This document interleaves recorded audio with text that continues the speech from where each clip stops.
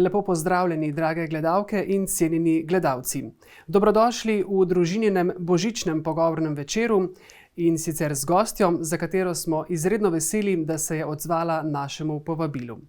V naši sredini lepo pozdravljam dramsko in filmsko igralko Nino Ivanič Rep. Lepo pozdravljeni. Ja, pozdravljeni nazaj. Gospa Nina, konec leta 2022 je, ampak če pobrskate po spominu še nekoliko nazaj, nekaj let nazaj v vaše otroštvo, kako se spominjate vaših božičnih utrinkov, božičnega časa skupaj v krogu z vašo družino? Ja, moram kar dolga leta nazaj pogledati, ne samo par let. Tako nekako, da bodo poslušalci in gledalci vedeli, o čem govorim, približno v katerih letih, tako 5-6 let stara, ne. Tako spomnim se, zelo prijetno je bilo.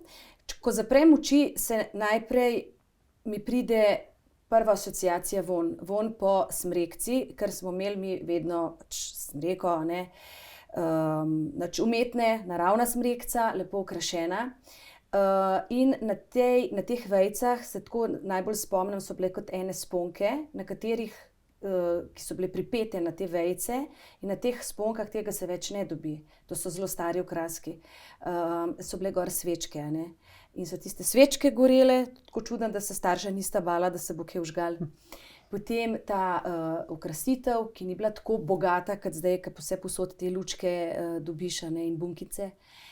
Potem se spomnim jaslic, ki smo jih postavljali z bratom in sestro, in vedno smo ob smrekci, sicer ne vem zakaj, je bila ta smreka vedno postavljena, vem zakaj, v spalnici od staršev, zato ker je bilo verjetno bolj hladno in da je dalj časa obstala. In seveda prej smo imeli neko božično večerjo in potem smo šli k smrekici in smo še jaslice postavili, potem smo zapeli kakšno pesem. Tako, to sem res šla nazaj v tisto otroštvo zgodnje, a ne. Potem se je pa kasneje tudi to spreminjalo, ne, ker smo se mi spreminjali, odraščali smo, ampak vedno so bili ti prazniki prijetni, vedno smo jih praznovali v ožjem družinskem krogu. In moja mama je vedno spekla orehovo potico in imeli smo narezek. Ne spomnim pa se, da bi šli k polnočnici, ker mislim, da je bilo za vse nas takrat, ko sem bila še majhna, prepozno, da bi šli k polnočnici. Ja, zdaj so uvedli polnočnice za otroke že recimo prej, ne? Ja, takrat tega ni bilo. Ni bilo tega. Ja, z vsega tega lahko sklepamo, da ste imeli res živi zgled vere pri vaših starših. Je temu tako? Tako je, ja. Moram sicer povedati, da moja mama ne izhaja iz verne družine in tudi, ko se je poročila z mojim očetom, ni imela odnosa do vere, ne. Tako da je nekako popustila oziroma si dopustila to, kar je moj oče vplival na mamo, ampak nikoli nekako ni bila en tak goreč vernik, ne. Je pa to sprejela in tudi mojemu očetu ni delala zaradi tega in nam, ker oče pa je nam trem predal to vero, ne, katoliško, ni delala nekih problemov. Tudi učiteljica je bila, ne, tako da smo morali pravzaprav v tistih časih še kam drugam k maši hoditi, ker drugače bi imeli kar neke probleme, pa mogoče tudi moja mami v šoli. Smo hodili, čeprav smo na Viču živeli, na Rakovnik k maši in tako naprej. Zdaj ne govorim, da smo se skrivali, ampak nekaj posebej izpostavljali, pa nismo te vere. Tako da to, kar jaz lahko rečem, da mi je vero posredoval moj oče, a ne, nam vsem trem. In tudi moja sestra in brat sta vseeno hranila vero, ne. Se nihče, mislim, da v nobenem življenjskem obdobju ni obrnil stran od vere in smo jo vsi ohranili še zdaj, a ne. Vera je božji dar. To ste dejali pred leti v intervjuju za družino.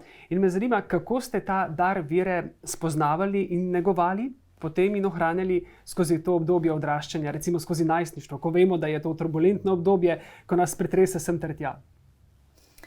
Ja, nekaj posebnega, tako zelo gorečega odnosa v najstniškem obdobju se niti ne spomnim. Tako normalno smo hodili ob nedeljah k maši, ne vem, do 8. razreda sem hodila k verouku.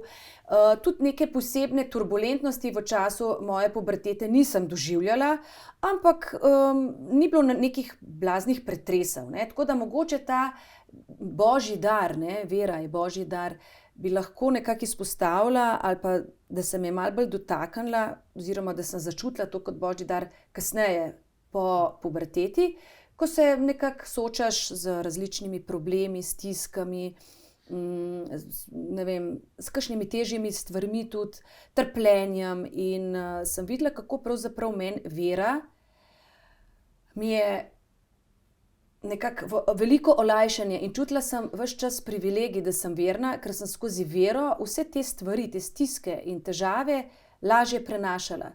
To, da se ti zavedaš, da je nekdo, da ni vse v tvojih rokah, da je nekdo nad tabo, v tebi, s tabo, ob tebi in da verjameš, da ti želi dobro, ampak moraš tisto prebroditi sam, potem seveda z Božjo pomočjo, je veliko lažje v življenju živeti. In s tem zaupanjem jaz vidim tudi skozi, ko sem si ustvarila družino, potem na delovnem področju,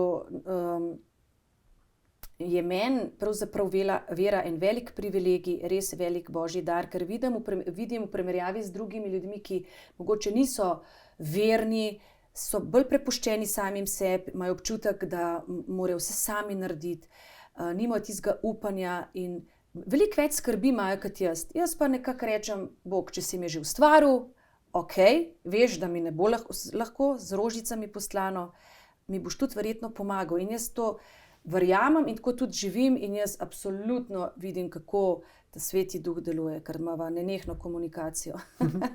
Ja, pravite, da je bilo teh božjih dotikov v življenju kar precej. Nam lahko zaupate kakšen tak trenutek, kjer ste res čutili, tule pa gre za božje posredovanje, tule pa je deloval Sveti Duh? Ja, zdaj tako, prav na fizičnem ta božji dotik, ker ljudje nekako imajo občutek, da je to potem še bolj močno. Se mi je to zgodilo samo enkrat. To božje posredovanje pa jaz opazim v malenkostih vsak dan, ko vidim, kako v pravem trenutku pride pravi človek mimo, ne vem, že pri tem, ko včasih parkirni prostor iščem, pa se vedno rečem, Sveti Duh, Bog, prosim, da bi ga našla. In se res, saj ne vedno, saj to ni zdaj pač čarovnija. Ne vem, tako velikokrat opazim, ali pa ko kdaj kaj potrebujem, kakšen odgovor, ali pa konkretno, da če se ne najdem, kar pride naenkrat v pravem trenutku nekdo mimo in mi pomaga in mi pove. In takih stvari, primerov je nebroj. Ne? Tako da bi pa prav rekla, ta božja bližina, božji dotik.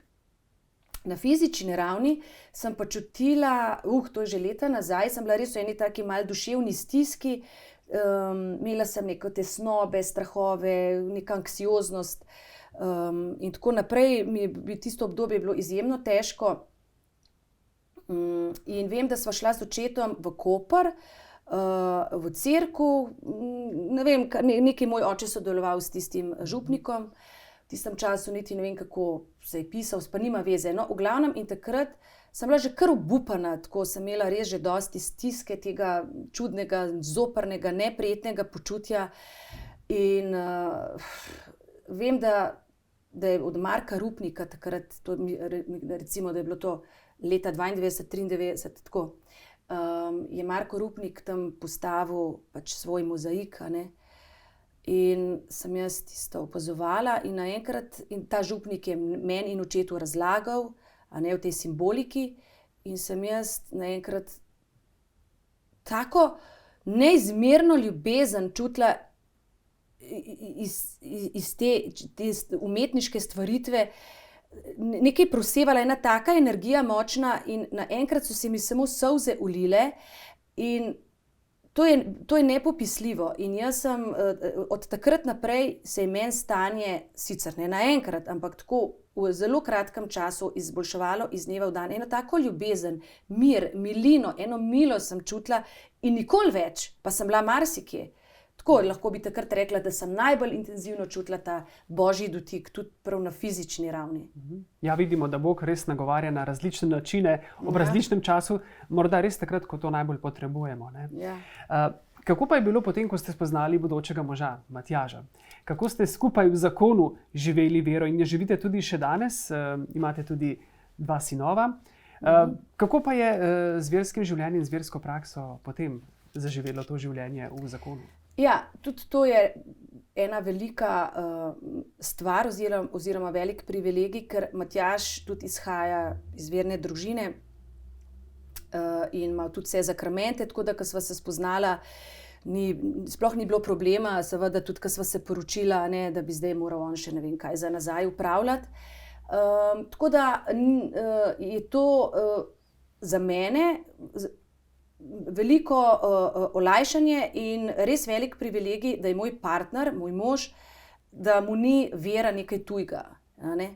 In da nekako podobno čuti kot jaz in da imava iste cilje pred sabo in da so nama podobne vrednote in svete. A ne? Tako da, kako sva živela, pravzaprav je bilo kar dosti spontano in ko sem bila noseča, sem nekako razmišljala, kako bom jaz svojemu otroku predala vero, ker je majhen, a bo razumel ali ne. Ampak otroci so izjemno odprti in tudi tukaj je 100% delovanje Svetega Duha in te prisotnosti, zato ker se je vse dogajalo zelo spontano, zelo naravno in otroci razumejo mnogo več, kot si mi mislimo, ne. Tako da ni bilo nobene posebne, mislim, zdaj tako govorim, da se je nekaj posebnega dogajalo ali pa da smo zdaj, ne vem, versko fanatični ali pa ne. Nismo, čisto normalna verna družina smo in smo to vero s svojim zgledom, pa ne vedno, ne, ker ni noben od naju svetnik, posredovali otrokom, k verouku sta šla oba sinova in to se je nekako zelo spontano, zelo naravno je to raslo tudi z njima.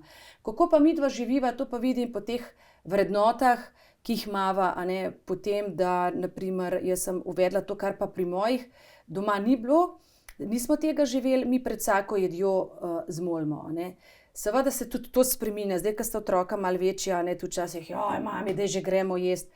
Sej samo Bog blagoslovi te jedi, ki jih bomo po tvoji dobroti prejeli, konc, ne, ni zdaj neke dolge molitve.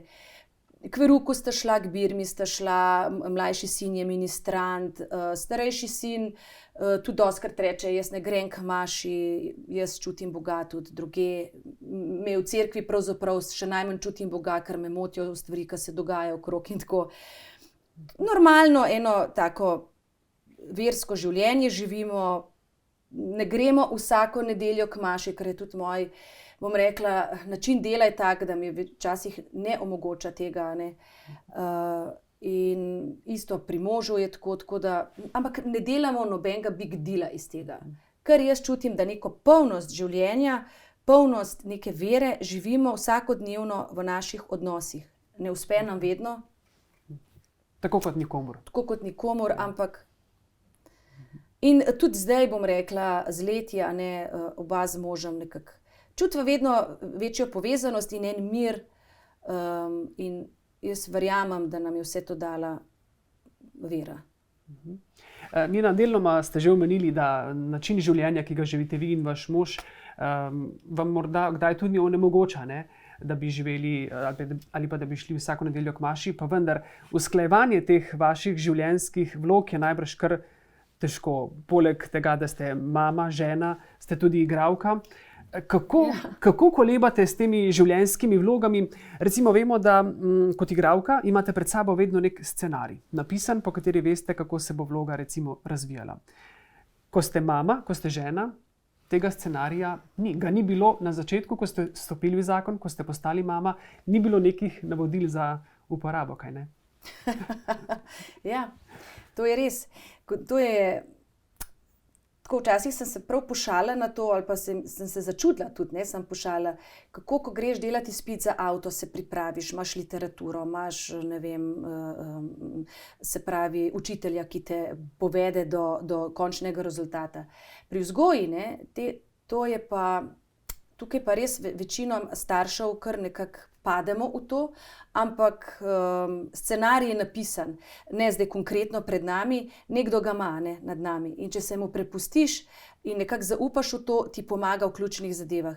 Jaz, ne glede na to, da ste me prej lepo naslovil, igralka, vloga je gor dol, ampak vzgoja, to je biti dobra mama, pravična mama, dobro vzgojiti svoje otroke, to lahko rečem, brez kakršnega koli zadržka, to je najtežja vloga v mojem življenju in se nikoli ne konča in jo igram vsakodnevno in nikoli ni te vloge konec, ne.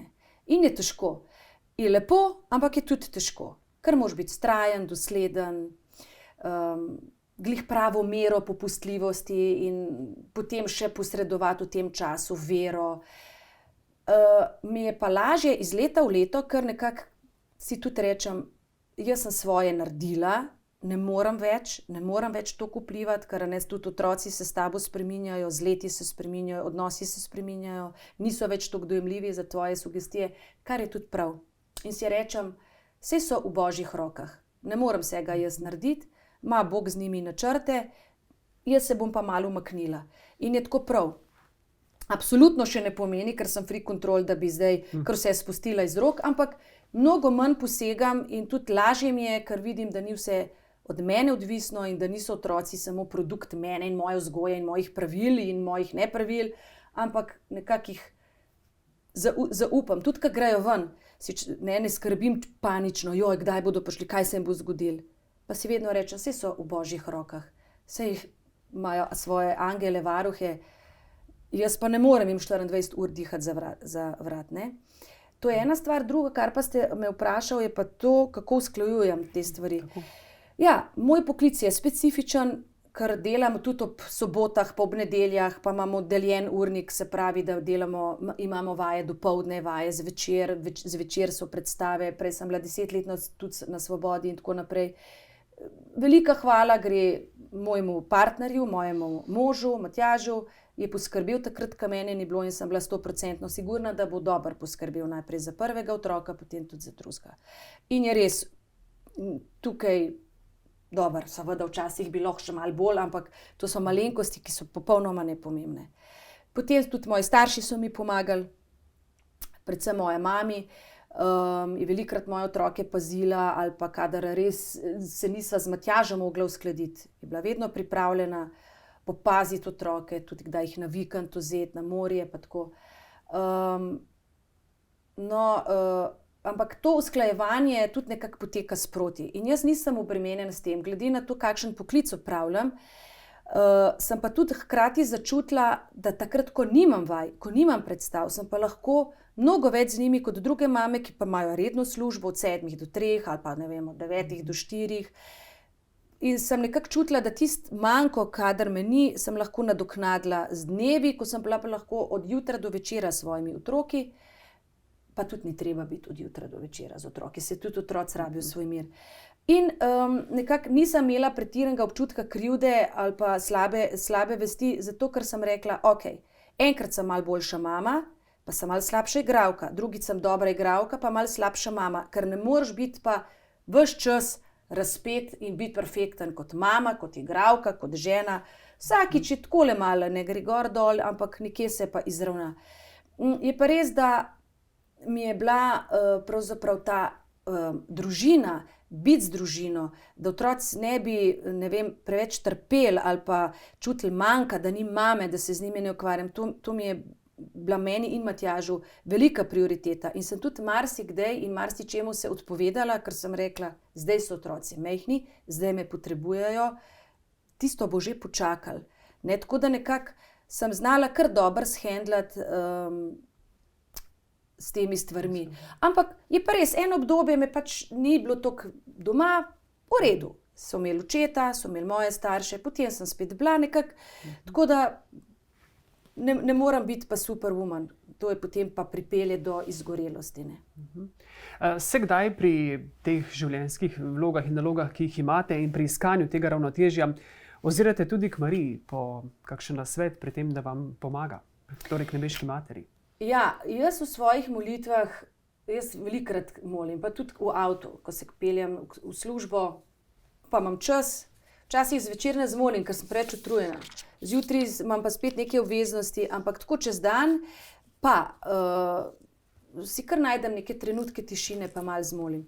K Mariji se v 2 svojih molitvah obračam. Zdrava Marija pa o Gospa moja, recimo. Kadar se odločim, da bom molila, potem sta ti 2 molitvi vključeni.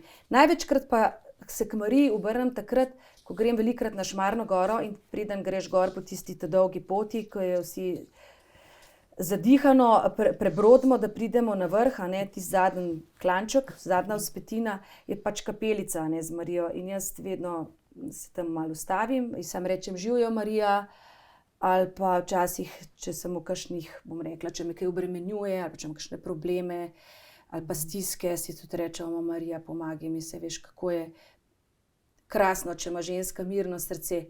Tako da tam se vedno malo si pomahava, ne. Ja, take kratke vzpodbude priporoča tudi papež Frančišek, ko pravi, da moramo biti tako kot s prijatelji na kratkih SMS sporočilih, tako smo lahko z našimi nebeškimi priprošniki. Kaj, ne? Bi pa sam še to povedala. Imam te kratke pozdrave ali pa prošnje, se pa mi tudi včasih zgodi, da sem jezna, ker imam občutek, da ni pomoči ali pa da moja neka molitev nima efekta ali pa da, ne vem, nisem slišana. Pa grem Šmarne gore, mimo kapelice z Marijo, pa rečem, veš kaj, ne bom te nič pozdravila, sem kar jezna nate. Pa grem tako mimo, ampak si to ni nič hudega. Tako se mi zdi čisto en tak pristan odnos, da smo ni taki, zdaj vse samo svetost, pa ne vem kaj, pa rokce skup pomoliti. Tudi povem, ali pa koliko časa še, koliko časa bom še mogla to trpeti. Ali pa tako, naprimer, malo res. Saj tudi svetim duhom se kar naprej pogovarjam. Seveda, dialog, pogovor. Kaj, ne? Ja, tako. Pravite, da je igralstvo vaš poklic, vaša poklicanost, vaše poslanstvo in da pri tem zaupate božjemu scenariju. Ali in ko pridete v nasprotje s tem božjim scenarijem, kako odreagirate takrat? Vemo, da vloge, zahteve so različne v svetu umetnosti. Kako pa takrat gledate na ta božji scenarij oziroma kako se spopadate z njim? Nič se ne spopadam, zato ker jaz si vedno rečem, da vse, kar se zgodi z namenom in je točno tako, kot je prav. Čeprav je velikokrat tudi neprijetno in težko, ampak vedno se pa oziram na svoje srce. Tisto, kar mi govori moje srce, tisto, kar čutim, to nekako velja za mojo pravo pot. Tako da, če mi nekaj neprijetnega pride, nek scenarij, ki mi ni po godu, si rečem, zakaj zdaj se to zgodilo, že mora biti prav tako in probam v tisti situaciji narediti po svojih najboljših močeh. Te moči pa črpam iz, kot sem rekla, iz tega, kar mi moja vest, kar mi moje srce, kar mi moja duša sporoča. In to je vedno prava pot. Se pravi, si tudi tam postavljate mejo. Torej, kar vam govori vest, kar vam narekuje vest in tudi Sveti Duh oziroma Bog. Ja. Kako pa gledate recimo na ta novodobni svet v smislu, da vsak želi opozoriti nase, želi šokirati, ker se zdi, kot da če si preveč običajen, nisi več zanimiv. Se vam zdi, da to tudi v umetnosti velja nekako to, da tudi režiserji želijo s predstavami na nek način šokirati, da pritegnejo svoje občinstvo in se zato poslužujejo tudi nekaterih elementov neposrednih, recimo golote, spolnosti, za katero vemo, da tudi vi imate o tem določeno mnenje in ga tudi jasno izrazite. Ja, v umetnosti je tudi veliko tega, kadar je včasih je neka šokantnost, neka provokacija na mestu. Ampak to večina ljudi takoj prepozna, kar je nekako v skladu, kar je skladno. Če gre pa zgolj za provokacijo, zgolj za iritacijo, zgolj za neko šokiranje, brez vsebine, brez prave namere, potem se pa tudi jaz to takoj začutim, pa verjetno ne samo jaz, ker nisem nič posebenega, ampak verjetno tudi večina ostalih ljudi in tega ne prepoznam kot nekaj lepega, kot umetnost, ker zame je umetnost vedno, ne glede na to, ali gledam reklamo, ali film, ali sliko, ali fotografijo, ali gledališko predstavo, ali film, kadar se dotakne moje duše. Ampak ponavadi na nek lep način, ne na šokanten, kjer se zgrozim, kjer mi je groza, ampak na nek lep način, kadar se dotakne nekaj moje globine. Kar se me pa ne dotakne, me pa pusti ravnodušno in hladno. In tega umetnosti je veliko, ker seveda ljudje se ne zavedajo, da so unikatni in da če so točno takšni, kot so vedno zanimivi. ker nikogar na svetu ni takšnega, kot je on. In črpati iz te preprostosti je najbolj zanimivo, ker najlažje je nekaj šokirati, nekaj narediti, kar bodo ljudje za tistih prvih 5 sekund se mogoče stresali, ampak bodo pozabili ali se bodo pa zgražali. Tako da biti bistven, biti to, kar si, to je nekaj najlepšega in najbolj zanimivega. Ampak moraš se tega nekako zavedati in iz tega črpati svojo to notranjo samozavest, notranjo moč, ker si edinstven in nikoli nisi dolgočasen. Meni so smešni tisti ljudje, ki hočejo na silo, na vsak način opozoriti nase skozi neke intrige, skozi neke šokantnosti, skozi neke posebnosti. In ravno tukaj mi kažejo se njihovo pravo bistvo, da so ne samo zavestni, da se jim zdi, če so oni, da so brezvezni, da so dolgočasni, da so pusti. Pa ni res. Nina, imate zase občutek, da lahko tudi na odrskih deskah živite svojo vero, da torej tudi Bog deluje preko vaših vlog na vas in na občinstvo? Ja? Absolutno. Seveda pred vsako premiero smo igralci nervozni, bolj ali manj imamo tremo in tako, in jaz se vedno nekako takrat parkrat globoko vdihnem in si rečem: Sveti Duh, Bog, pomagaj mi, se veš, da je to najina pot, da je to talent, ki si mi ga položil in dajva ga zdajle dobro speljati, in nekako deluje. Zdaj pa, če ste me mislili vprašati, če sem imela zdaj glede moje vere kakšne probleme z vlogami ali pa to, jaz moram reči, da ne. Nekako jaz sem tudi to vero, da sem verna, brez kančka slabe vesti ali pa brez zadrege, vedno nekako, če je bila prilika, ne, nisem zdaj kar govorila vsem poprek. Sem povedala, ja, jaz sem bila pa pri maši in meni se zdaj lepo modi, ko grem k maši, ali pa ne vem, če me kdo kaj vprašal, ja, jaz sem pa verna. In ker se je čutilo z moje strani, da mi ni nerodno, da ni samo v zadregi, tudi pred ljudmi, ki sem vedela, da so, ne vem, čist popolnoma proti veri, ali pa da nimajo nobene veze z vero, sem to povedala na tak način, da ni bilo tudi na njihovi strani nobene zadrege ali pa začudenja. Ampak so to sprejeli kot del mene. Je torej med vašimi kolegi ta iskrenost dobro sprejeta? Ja, absolutno. Nikoli nisem imela nekih problemov, tudi mogoče sem jih imela, ne da bi jaz vedela, ampak res. Ali pa da bi morala skrivati vero, ali pa ne povedati, če me je pa kdo sprejel ali pa ne sprejel, ali pa mi dal vlogo na podlagi tega, če sem verna ali pa ne, pa to njegov problem. Moj ne. Nina, v tem prazničnem času več govorimo o solidarnosti, o empatiji, o bližini človeku, o tem, da drug drugemu namenimo že rahel nasmeh, že to je včasih dovolj. Kako živite vi to dimenzijo krščanstva v vsakdanjosti, še posebej pa v tem prazničnem času? Kako jo doživljate? Ja, še posebej v prazničnem času. Pravzaprav nekako vero najbolj doživljam skozi odnose. Ker imeti dobre odnose, ne samo družinske, ampak tudi s prijatelji, s kolegi, sodelavci, to je zame večen izziv.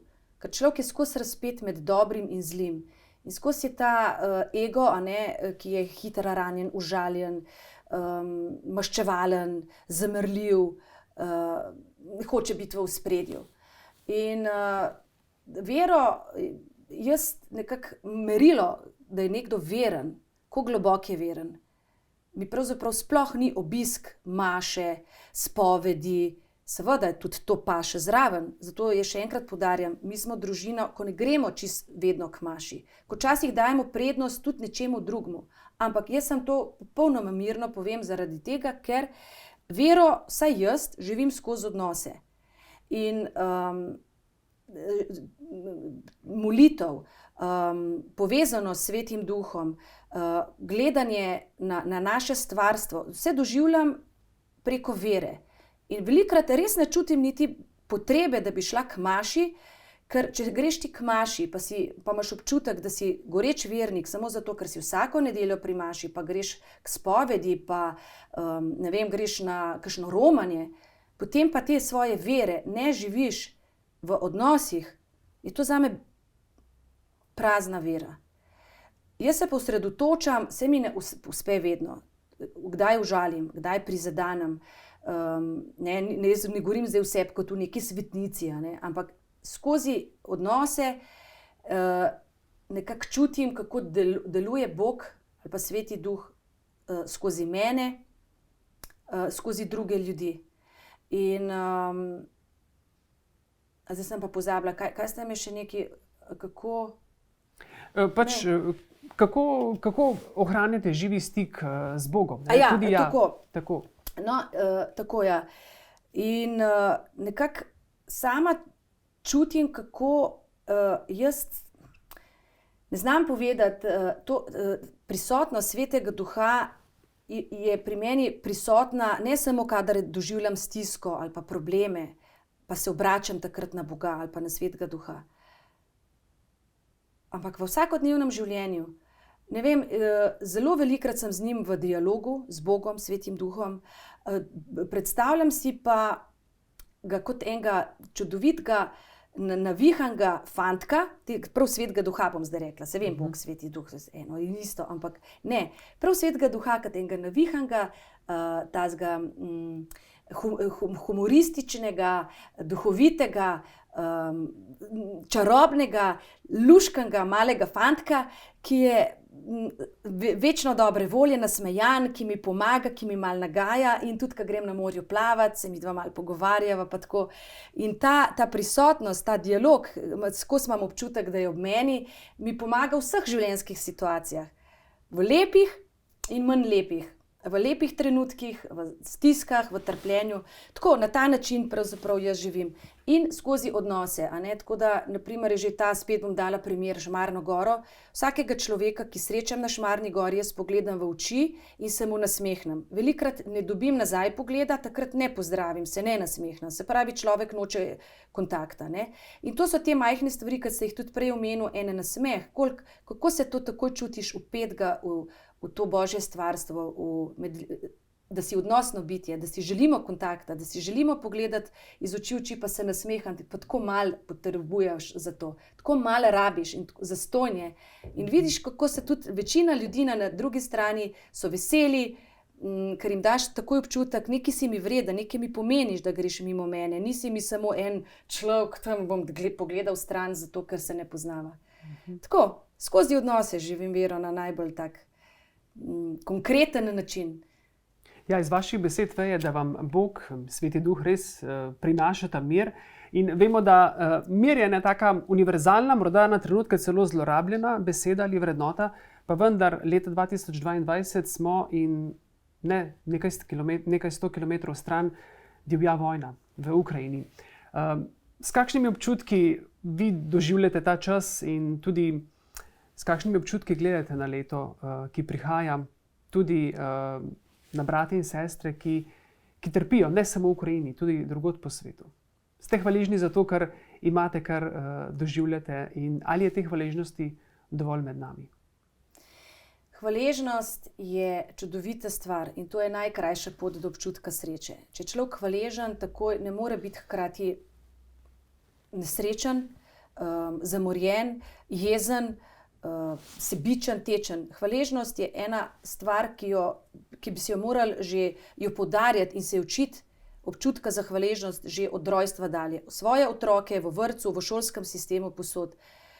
Hvaležnost je prekrasno stanje, prekrasno občutje in jaz, hvala Bogu, sem velikokrat hvaležna za čist majhne stvari. Za takšne stvari, ki se večini ljudi zdijo sami po sebi umevne. Meni pa niso. Tako da tudi svoje sinove velikokrat opozarjam na to, bodite hvaležni, zato tudi molimo pred hrano, ker ni samo po sebi umevno, da imamo vsak dan za jesti in za piti in tako. Drugače pa trpljenje je del našega življenja in žal se mu pač ne moremo izogniti. In sem prepričana, da tudi najbolj srečni ljudje, v katerih mi mislimo, da so srečni, da je njihovo življenje pravlično, da se vsi, pravzaprav res, da je to skupna stvar vsem ljudem, da smo tudi nesrečni, tudi v stiskah, tudi v trpljenju. Včasih je trpljenje večje, včasih manjše, ampak trpljenje ima svoj smisel. Ker če človek ne trpi, ostaja skozi na površju. Trpljenje je pa pač žal tako, tudi po človeški logiki, dostikrat nerazumljivo, zakaj moraš trpeti, da zarastaš, zakaj moraš pretrpeti, da potem vidiš zvezde, zakaj moraš pretrpeti in potrpeti, da ne vem, prideš do nekega cilja in da je potem boljše in lepše, a ne bi šlo brez tega. Ne. Takrat se nekako poglabljaš, takrat nekako začutiš tiste svoje globine, ker kadar človek trpi, nekako se od zunanjega nekako ponotranji in ne vem.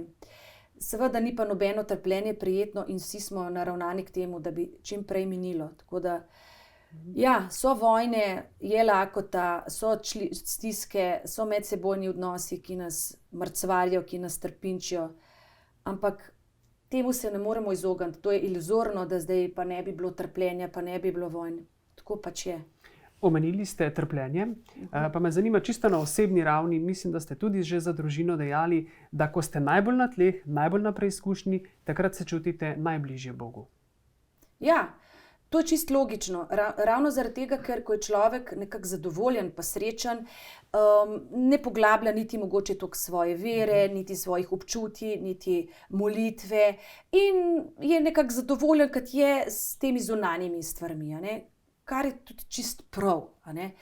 Ko pa človek trpi, takrat pa nekako išče odgovore v sebi, išče moč v sebi in začne bolj intenzivno moliti, gre večkrat v cerkev, ne vem, pogovor k župniku, ali pa nekako se pa vse začne koncentrirati na njegovo notranjost. In v svoji notranjosti pa kaj človek najde? Boga. Tako da zaradi tega se človek takrat počuti najbližje Bogu, ker vse ostalo odpade in si ti, tvoja notranjost, tvoja duša, tam pa najdeš nekoga, ki trka na tvoja vrata. Ja, med nami je prišel Kristus, odrešenik, božično sporočilo. Papež Frančišek pravi, da praznovati Božič pomeni, da sprejemamo Božja presenečenja. Morda še Nina, čisto za konec, kakšnih presenečenj si vi želite? Tako na osebni ravni, kot sicer v prihodnje. Samo pozitivnih presenečenj, tega si najbolj želim, ker negativna presenečenja so mi mrzka. Pozitivna pa si jih seveda želim.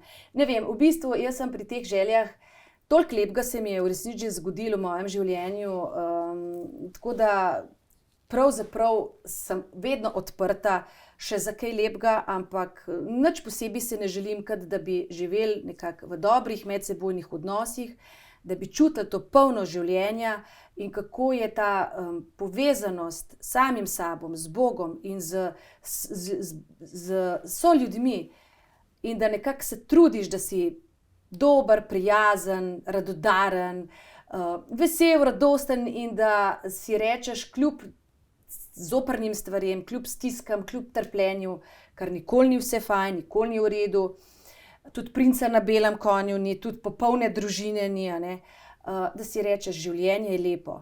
Življenje je lepo in da nekako verjameš v to, da vse slabo mine in da po dežju posije sonce. Nina Ivanič Rep, hvala lepa za to vašo končno zaključno misel.